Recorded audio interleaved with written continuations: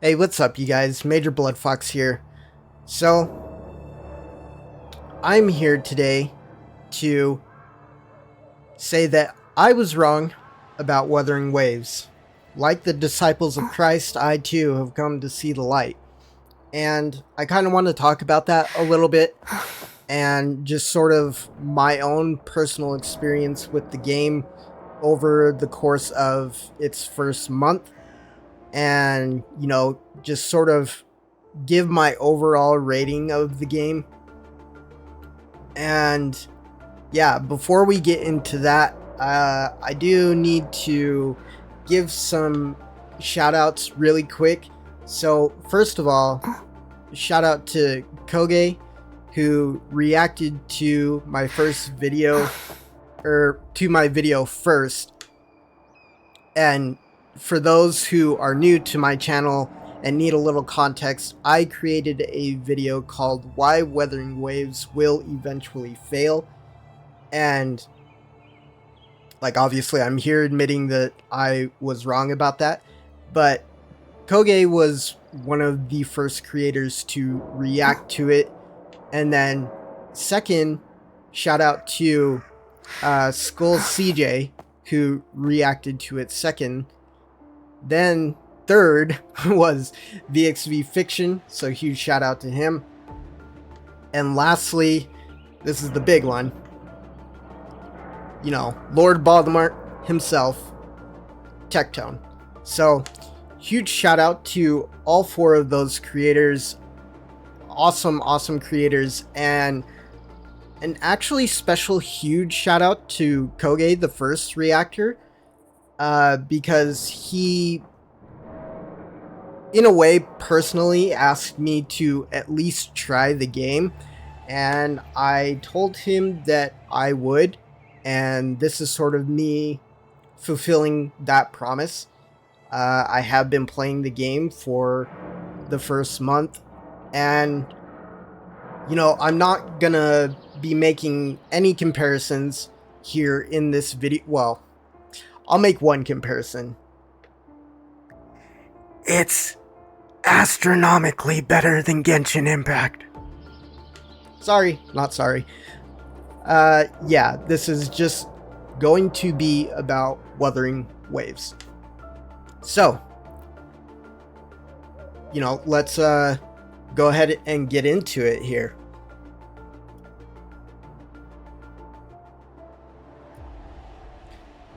So, we are hanging out with Rover, and these are just kind of like something to help me give an overall rating. My thoughts on Wuthering Waves after 1 month. So, starting with the story. Oh boy. So, when you start the game, it regurgitates like a fuck ton of terminology, like right out the fucking bat. Like, the floodgates are open, the dam's broken, the water's coming in. I think that this might deter a lot of newer players that want to immerse themselves in the story. People that just generally skip the story are going to utilize the full functionality of the skip button up in the left corner. They are going to spam that shit. But for people that want to actually be immersed in the story, I think that this could actually deter them from enjoying the game. I think that they could overall maybe pace out the terminology a little better, and I think that that would really help alleviate the story overall, especially in the beginning, because it's a little overwhelming, to be honest. So for me, it starts at a 4, and then after Scar, it begins to rise up, and it does have really good moments in the story. But overall, so far, for patch 1.0, I would give the story about maybe a 6.5. It's not the greatest, but it definitely picks up. So, moving on to combat. The combat in this game is absolutely phenomenal. Like, holy shit. I was not expecting it to actually be as good as it is. And spoiler alert, none of these ratings are going to be 10 because 10 implies that something is perfect and nothing in the world is perfect. So when I am giving serious ratings, I will never rate something a 10 out of 10. You know, maybe I'll do it jokingly with something, but if I'm giving like a serious review, nothing will ever be 10 out of 10 from me. So, the combat is like, holy shit, man. I did not think I would enjoy it as much as I have been. And so, a good example is I took on the challenge of doing no damage runs, in particular with Tempest Mephis, and that shit was so fun to learn. And if you want to see my no damage run with both the clone and no clone, I have difficulty 4 runs of those up on my channel. I'll link the one with the clone just somewhere up here, and you can check that out if you would like. I would really appreciate it if you did. And I'll have it linked at the end of the video as well. Be sure to like, comment, subscribe. That would be sick. But my rating for the combat is going to be a 9. This shit is fucking phenomenal. Holy. Okay, so the world. It's not like anything crazy. There are like good areas within the game, but there are also like areas that are like not so great. I think that like overall it's like pretty solid though. I really like the stylization of the environments, and so I think I'm going to give it a 7 out of 10. The music for me is, I think the music is actually like pretty decent. I'm like pretty into like EDM and like techno and all that shit. So I'm pretty versatile and diverse when it comes to music taste. I'm gonna go ahead and just give this like a solid 8. There's nothing crazy, but it's pretty decent to me. So voice acting, this shit is so good. And I only play in Chinese dub. Like, if the option is available to me, that's what I'm playing in. I really like Chinese dialect, and so the voice acting, at least as far as Chinese dub is concerned, that shit's a fucking 9. Alright? That shit is great. Now, the character designs in Wuthering Waves is, some of them are like hit and miss, and some of them are insanely good. Like Rover, for example, her design is so fucking good. I love it. I have never seen a main character that looks as good as she does. I'm here for it, man. I love the Rover's design. When it comes to like what really hooked me in this game, and this pertains to character design, is the moment when I met Jin Shi. And you know, the moment that I met her in the story, I knew it was fucking over for me. I am a huge sucker for like really elegant characters like that, and my second favorite color is white, and she has a mostly white palette, and so it was a wrap for me.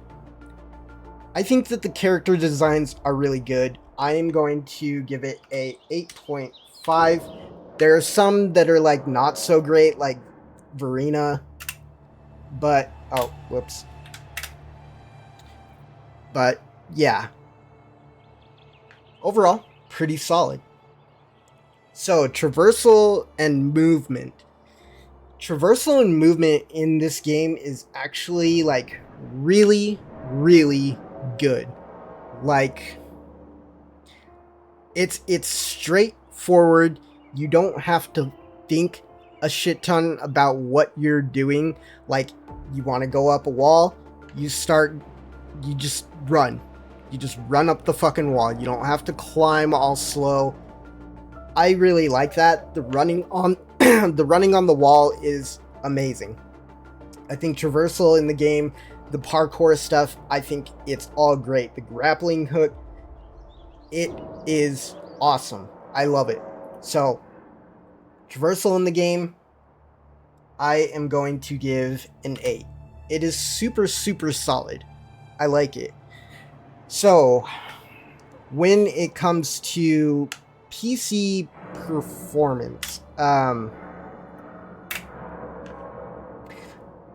at least for me, I have only been playing majorly on PC, and I never really have experienced any sort of problems really, except for on the very first day where there was like a lot of stuttering, big lag spikes, but it wasn't like bad enough for me to like not want to play the game.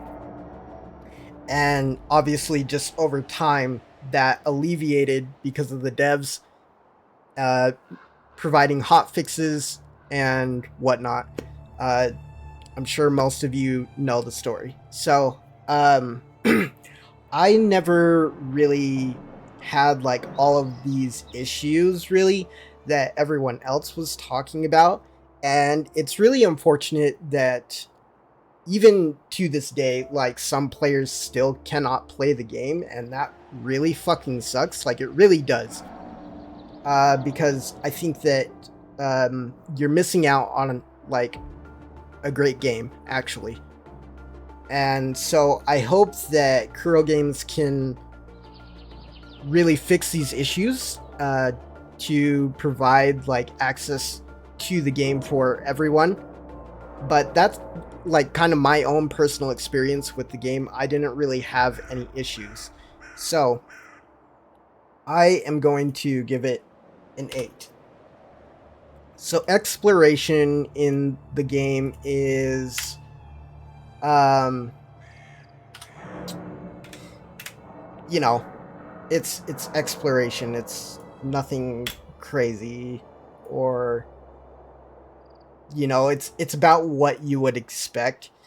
But like I said, in the world rating, there are like pretty cool areas, and the next area that we are getting is Mount Firmament in 1.1, and I'm really excited for that. I really like snowy like areas. I always have in most games. I love snow areas, so that should be pretty cool.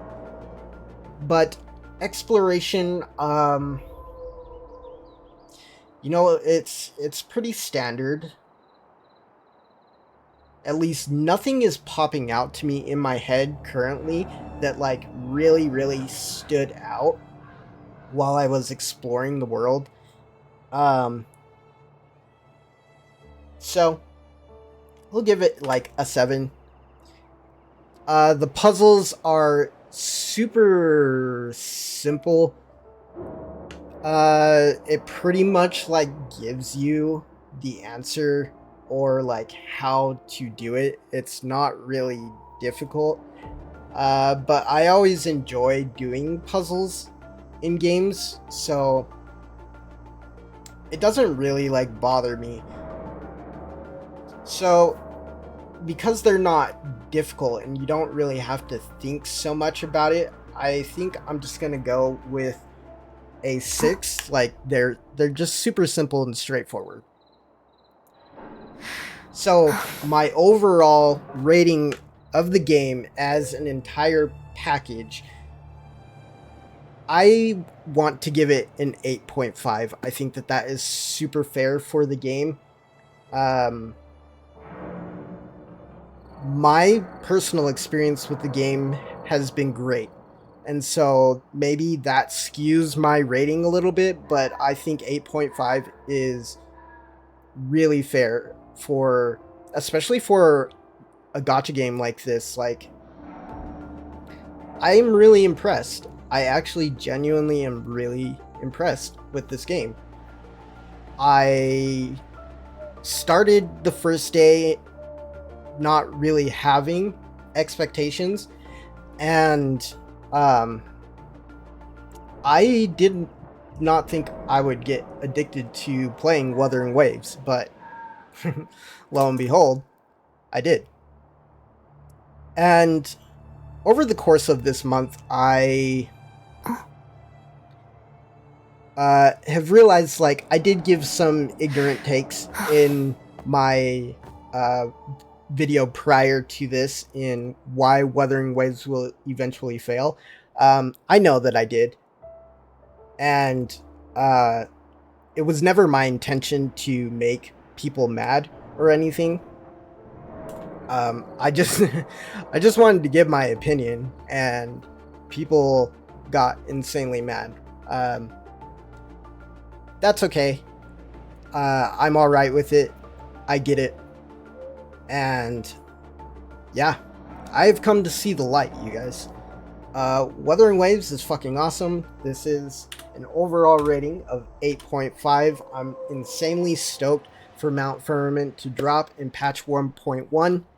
And yeah, like, comment, subscribe. Definitely check out that no damage run, because it's fucking awesome. But yeah, thanks so much for watching, you guys. And I'll catch you in the next one. Toodaloo.